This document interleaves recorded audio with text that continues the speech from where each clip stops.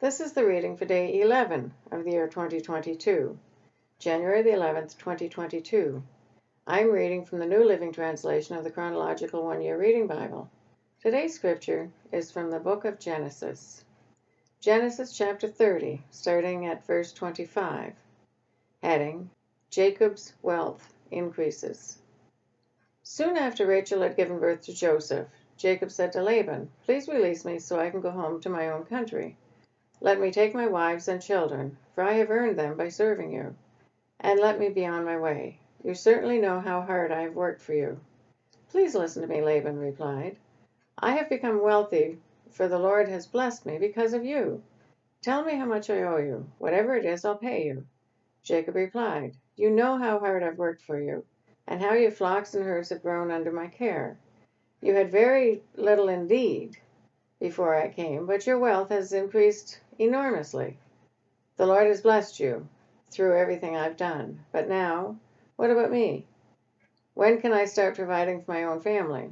"What wages do you want?" Laban asked again. Jacob replied, "Don't give me anything. Just do this one thing, and I'll continue to tend and watch over your flocks. Let me inspect your flocks today and remove all the sheep and goats that are speckled or spotted, along with all the black sheep. Give these to me as my wages. In the future, when you check on the animals you have given me as my wages, you'll see that I have been honest. If you find in my flock any goats without speckles or spots, or any sheep that are not black, you will know that I have stolen them from you." "All right," Laban replied. "It will be as you say." But that very day Laban went out and removed the male goats that were streaked and spotted, all the female goats that were speckled and spotted, or had white patches, and all the black sheep. He placed them in the care of his own sons, who took them a 3 days' journey from where Jacob was. Meanwhile, Jacob stayed and cared for the rest of Laban's flock. Then Jacob took some fresh branches from poplar, almond, and plane trees, and peeled off strips of bark, making white streaks on them. Then he placed these peeled branches in the watering troughs where the flocks came to drink, for that is where they mated.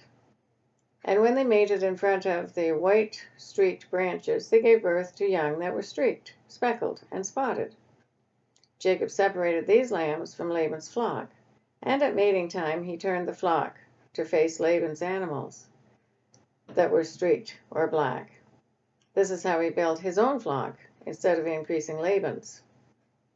Whenever the stronger females were ready to mate, Jacob would place the peeled branches in the water troughs in front of them. Then they would mate in front of the branches. But he didn't do this with the weaker ones, so the weaker lambs belonged to Laban and the stronger ones were Jacob's. As a result, Jacob became very wealthy with large flocks of sheep and goats, male and female servants, and many camels and donkeys. Genesis chapter 31, starting at verse 1. Heading, Jacob flees from Laban. But Jacob soon learned that Laban's sons were grumbling about him. "Jacob has robbed our father of everything," they said. "He has gained all his wealth at our father's expense." And Jacob began to notice a change in Laban's attitude toward him. Then the Lord said to Jacob, "Return to the land of your father and grandfather and to your relatives there, and I will be with you." So Jacob called Rachel and Leah out to the field where he was watching his flock. He said to them, "I have noticed that your father's attitude toward me has changed, but the God of my father has been with me. You know how hard I have worked for your father, but he has cheated me, changing my wages 10 times. But God has not allowed him to do me any harm. For if he said the speckled animals will be your wages, the whole flock began to produce speckled young. And when he changed his mind and said the striped animals will be your wages, then the whole flock produced striped young. In this way God has taken your father's animals and given them to me.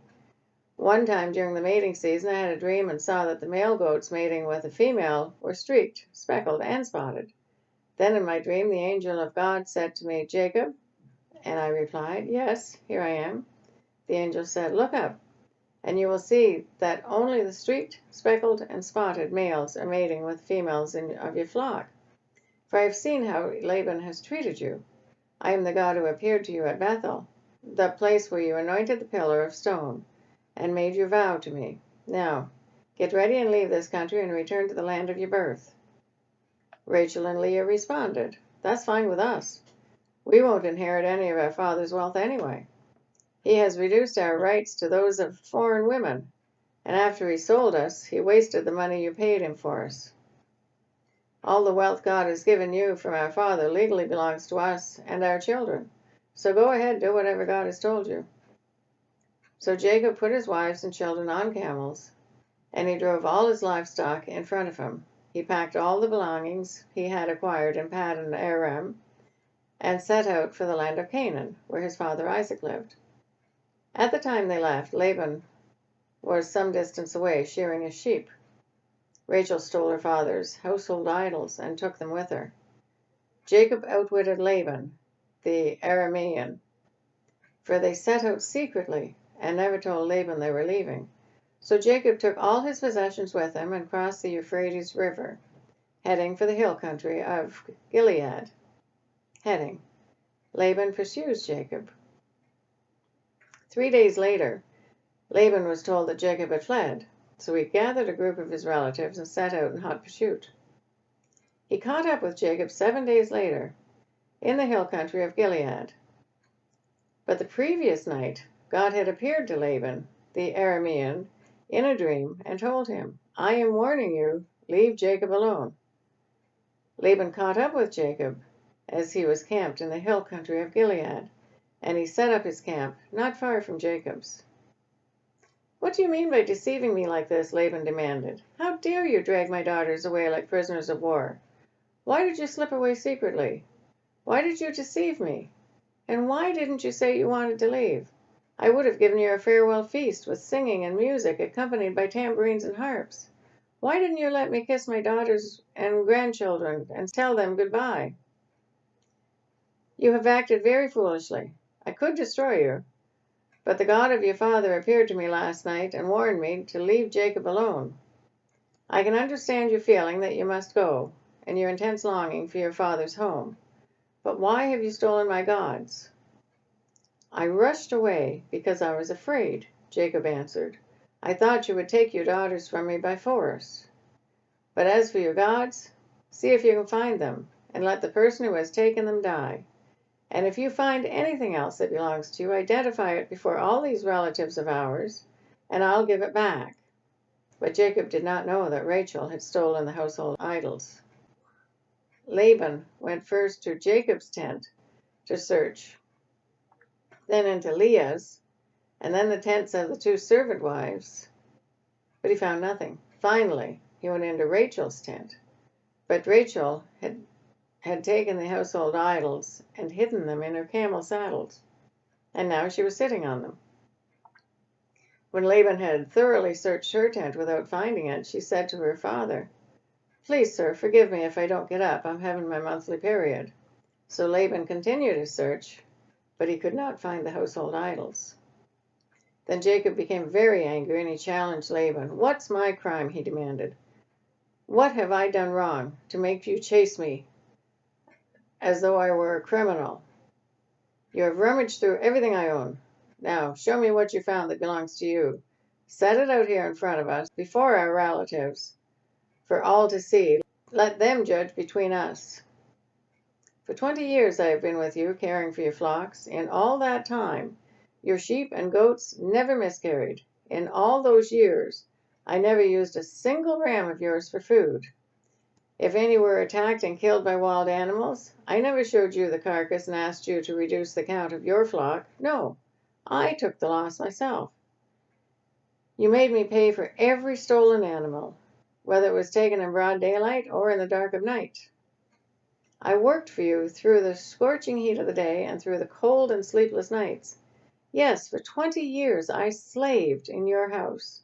I worked for 14 years, earning you 2 daughters, and then 6 more years for your flock. And you changed my wages 10 times. In fact, if the God of my father had not been on my side, the God of Abraham and the fearsome God of Isaac, you would have sent me away empty-handed. But God has seen your abuse, and my hard work. That is why he appeared to you last night and rebuked you. Heading: Jacob's treaty with Laban. Then Laban replied to Jacob, "These women are my daughters, these children are my grandchildren, and these flocks are my flocks. In fact, everything you see is mine. But what can I do now about my daughters and their children? So come, let's make a covenant, you and I, and it will be a witness to our commitment." So Jacob took a stone, set it up as a monument. Then he told his family members, "Gather some stones." So they gathered stones and piled them in a heap. Then Jacob and Laban sat down beside the pile of stones to eat a covenant meal. To commemorate the event, Laban called the place Jigar Sayad Atha, which means witness pile in Aramaic. And Jacob called it Galid, which means witness pile in Hebrew. Then Laban declared, "This pile of stones will stand as a witness to remind us of the covenant we made today." This explains why it was called Gilead, witness pile. But it's also called Mizpah, which means watchtower. For Laban said, "May the Lord keep watch between us to make sure that we keep this covenant when we're out of each other's sight. If you mistreat my daughters, or if you marry other wives, God will see it, even if no one else does. He is a witness to this covenant between us." "See this pile of stones," Laban continues, "and see this monument I have set between us. They stand between us as witnesses of our vows. I will never pass this pile of stones to harm you, and you must never pass these stones or this monument to harm me. I call on the God of our ancestors, the God of your grandfather Abraham and the God of my grandfather Nahor, to serve as a judge between us." So Jacob took an oath before the fearsome God of his father Isaac to respect the boundary line. Then Jacob offered a sacrifice to God there on the mountain and invited everyone to a covenant feast. After they had eaten, they spent the night on the mountain. Laban got up early the next morning, and he kissed his grandchildren and his daughters and blessed them. Then he left and returned home. That is the reading for day 11 of 2022. God bless each and every one of you, and may God be with you until we meet again.